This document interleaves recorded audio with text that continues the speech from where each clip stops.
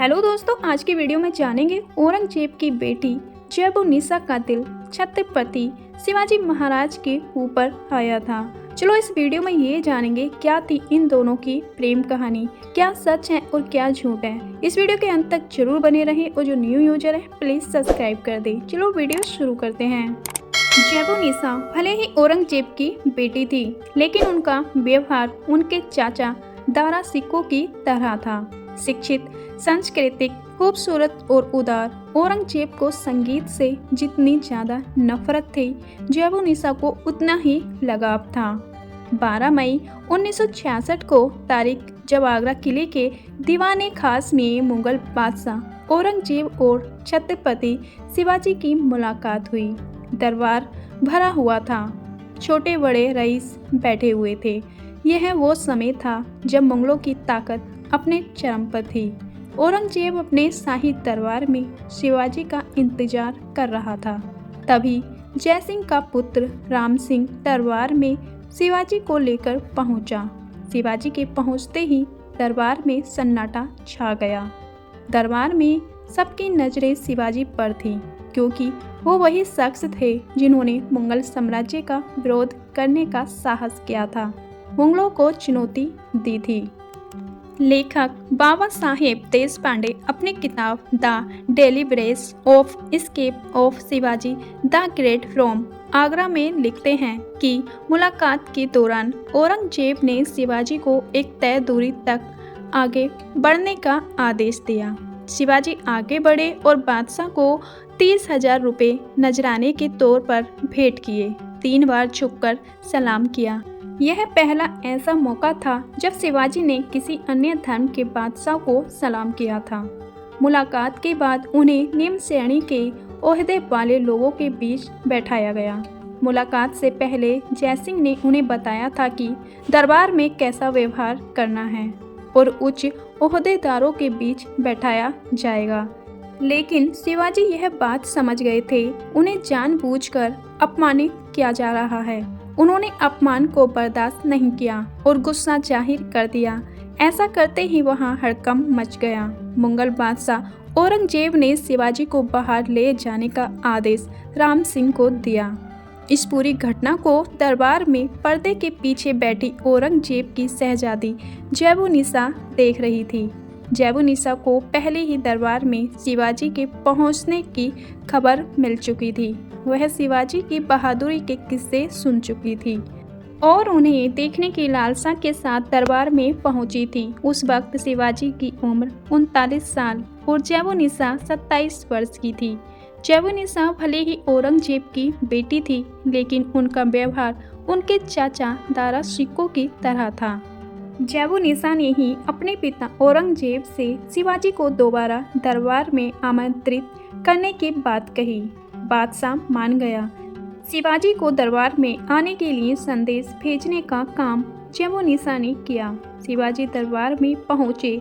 इस बार उन्होंने औरंगजेब को सलाम तक न किया और कहा, मैं एक शहजादे के रूप में पैदा हुआ हूँ और मुझे गुलामों की तरह व्यवहार करना बिल्कुल नहीं आता। अपनी बात कहने के बाद शिवाजी ने सिंहासन की तरफ पीठ कर ली। यह बात औरंगजेब को चुभ गई और वो कोई क्रूर आदेश देने वाला ही था कि शिवाजी ने कहा, मैं अपनी मर्दाना के साथ कोई समझौता नहीं कर सकता, भले ही मेरी जान क्यों न चली जाए। गुस्से में तमतमाए औरंगजेब ने अपने सिपाही फुलत खान को आदेश किया कि शिवाजी को नजरबंद करके निगरानी में रखा जाए।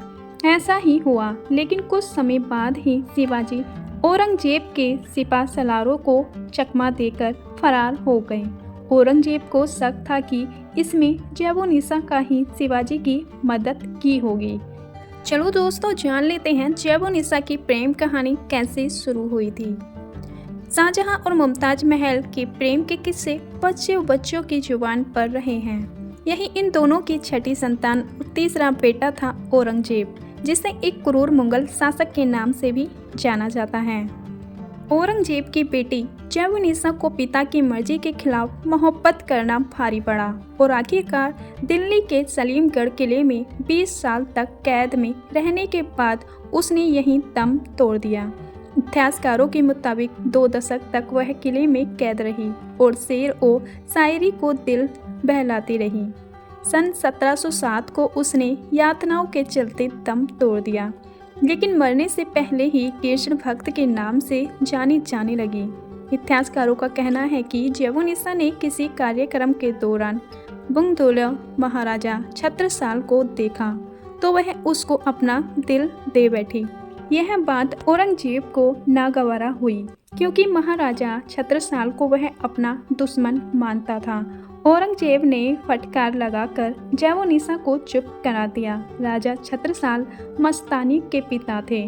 महाराजा छत्रसाल को पसंद करने के बाद जैबुनिसा का दिल मराठा छत्रपति शिवाजी पर आया। शिवाजी की वीरता के किस्सों की कायल जैबुनिसा तब शिवाजी की बहादुरी की कायल हो गई जब उसने मराठा छत्रपति शिवाजी आगरा में देखा। जैबुनिसा ने अपनी मोहब्बत का अर्जी शिवाजी महाराज तक भिजवाई, लेकिन शिवाजी ने उनके प्रस्ताव को मना कर दिया। 2 बार प्यार में शिकस्त पाई जैबुनिसा शायरी करने लगी। इसके साथ ही अब वे मुशायरों और महफिलों में शिरकत करने लगी। इन्हीं में से किसी महफिल में जैबुनिसा की मुलाकात शायर अकील खां रज्जी से हुई और वो मुलाकात इश्क में बदल गई। अब लोग इन दोनों की मोहब्बत की बातें भी करने लगे। अकील खां रज्जी से अपनी बेटी की इस मोहब्बत को औरंगजेब बर्दाश्त नहीं कर पाया। लाख मनाने के बाद भी जब जैबुनिसा नहीं मानी तो औरंगजेब ने उसे 1651 में दिल्ली के सलीमगढ़ किले में कैद करवा कर रखा और अकील रज्जी को हाथियों से कुचलवा कर मरवा दिया और उसे कहीं गुमनाम जगह पर दफना दिया। कैद के दौरान जैबुनिसा ने 50,000 से भी ज़्यादा गज़लें, शेर और रुबाइया और कविता संकलन दीवान-ए-मखवी लिखी। औरंगजेब की हिंदुओं के लिए नफरत को देखते हुए जैबुनिसा ने कैद के दौरान विरोध करते हुए कृष्ण को अपना लिया और कृष्ण भक्ति में रम गई। मुगल साम्राज्य में जैबुनिसा का स्थान वही है जो मीराबाई का था। जैबुनिसा की शख्सियत का अंदाज़ा इस बात से भी लगाया जा सकता है कि मुगल खानदान में उसके आखिरी शासक बहादुर शाह जफर के अलावा जैबुनिसा की शायरी को ही दुनिया सराहती है। मिर्जा गालिब के पहले वह अकेली शायरी थी जिसकी रुबाइयों, गज़लों और शेरों के अनुवाद अंग्रेजी, फ्रेंच, अरबी सहित कई विदेशी भाषाओं में हुए थे। सलीमगढ़ किले को 1526 में शेर शाह सूरी के बेटे इस्लाम शाह सूरी द्वारा बनवाया गया था। सलीम शाह की मौत के बाद इस किले में कई मुगल शासकों द्वारा कब्जा किया गया था, जिसमें हुमायूं, जहांगीर, औरंगजेब मुख्य थे। इतिहासकारों के मुताबिक औरंगजेब ने अपनी बेटी को यहाँ आजीवन कैद रखा था। 20 साल तक कैद में रहने के बाद जैबुनिसा ने यहीं दम तोड़ दिया था। कहते हैं कि सलीमगढ़ किला दिल्ली के उन भूतिया जगहों में शामिल है जहाँ लोगों को अजीब अजीब आवाज़ें सुनाई देती हैं। दोस्तों, आपको जैबुनिसा की प्रेम कहानी कैसी लगी प्लीज़ कमेंट बॉक्स में ज़रूर बताना और ऐसी ही ऐतिहासिक वीडियो देखने के लिए हमारे चैनल को प्लीज़ सब्सक्राइब जरूर करना और साथ में बेल आइकन जरूर दबाना ताकि आने वाली वीडियो आप तक पहुंच जाए। चलो मिलते हैं नेक्स्ट वीडियो में, जब तक के लिए अपना ख्याल रखना। धन्यवाद।